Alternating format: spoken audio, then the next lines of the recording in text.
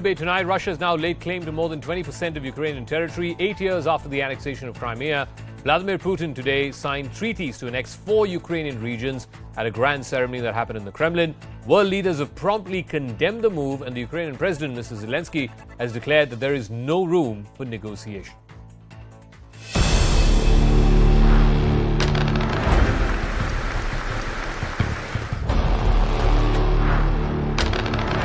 Благодарю вас, пожалуйста. Хорошо. Уважаемые граждане России, это десантник Нурмагомед.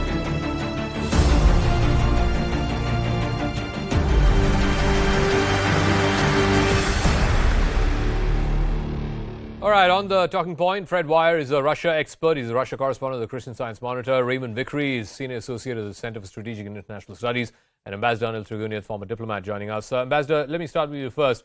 Why should the rest of the world accept this? I mean, this is, as for all practical purposes, a land grab exercise after a sham referendum.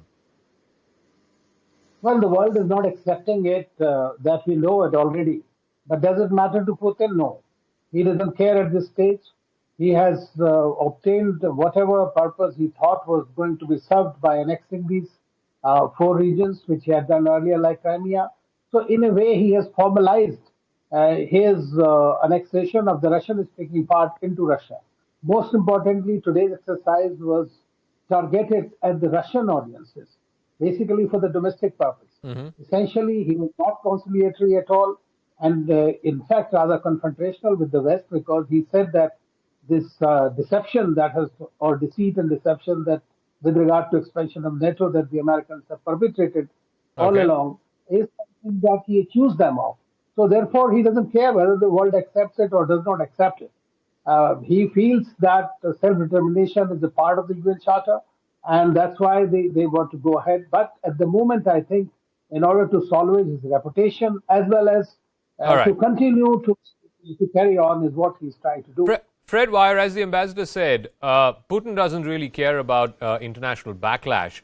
But here's the thing. There has been negative backlash in the last few weeks, right after the successes in the blitzkrieg that the Ukrainians had around Kyiv, after which he announced this partial draft last week, and we've seen images of young Russians trying to flee the country. Is this an attempt to try and change that negative narrative he's been facing for the last few days and weeks now?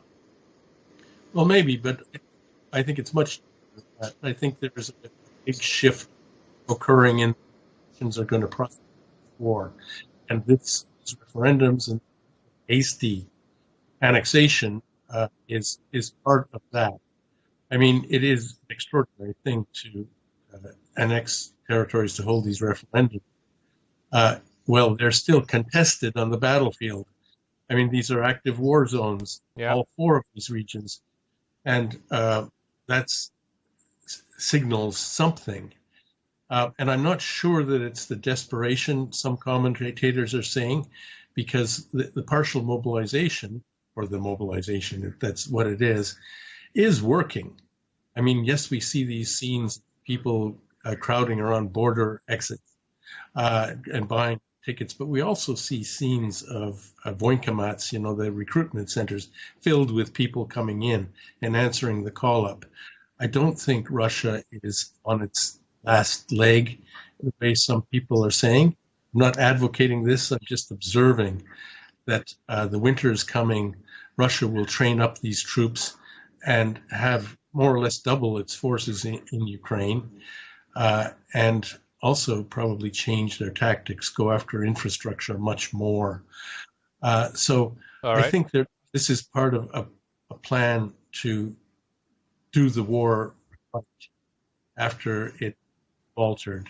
All right, so this is to try and regain some of the initiative, to try and change this war into a more decisive phase. Raymond Vickery, though, the question is the West's response so far up until today has been to try and arm the Ukrainians. There's a steady stream of weapons that's coming into Ukraine, but not directly get involved with boots on the ground.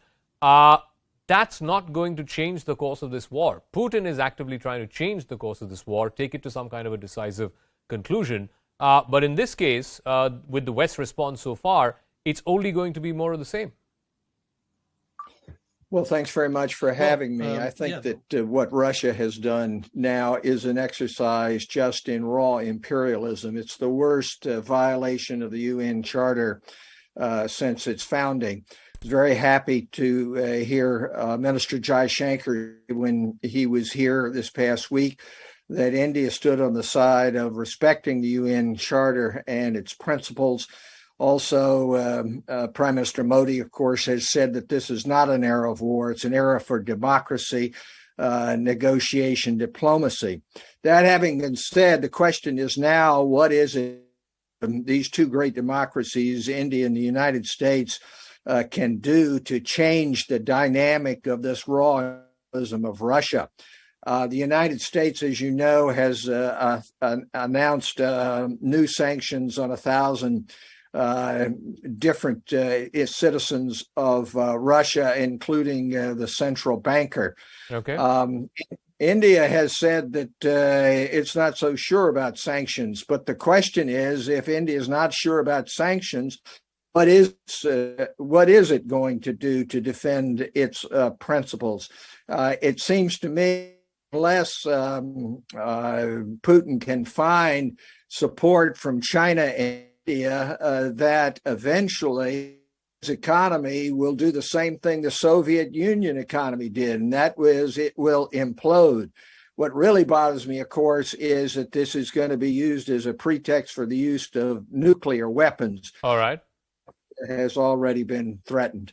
Ambassador Trigunayat, I think one of the points that Raymond Vickery made, that by calling these now Russian territories, certainly Luhansk and Donetsk, Russia is duty-bound to defend if these places are attacked, if need be, as per Chapter 1 of their constitution, using nuclear weapons. Is that simply just a threat to the West to back off? Or do you see Putin actually resorting to the use of tactical nukes? Well, that would be probably his last resort. But at the same time, today also, he spoke that he will defend. They are now their citizens, and he'll protect them and defend the territory with all its might and what is available at his disposal. Now, those are very clear words. Last time when he spoke about that I'm not bluffing. If need be, they will use it. I hope it never comes to that. But at the same time, I think that there has been no effort from any side at the moment. Both sides have been keeping up to the war engaging all the time and putting more fire into it, especially from the Western countries. So there is no chance at the moment to see that there will be any, I would say, the lowering of the temperatures for some near time to come. So Zelensky has said, not talk to Putin. And Putin is going nowhere right now. So, Fred Weirs, the best case scenario as far as Russia and Putin are concerned is we get these sort of a reserve or a catchment area of new military recruits that are coming in, stretch this war, attack Ukraine's physical infrastructure, whether it's electricity supply lines, water supply lines, so on and so forth, bleed the Ukrainians, and at the same time also turn off the taps as far as Europe is concerned, both on oil and gas, and hope that this is a chilling winter and populations in Europe turn against their governments for their stand on this war because the cost of living crisis is too much to bear with. Is that his game plan all along? All along. He's been making it up long. It's clear that Kremlin has gone through at least two previous phases of its vision for the war.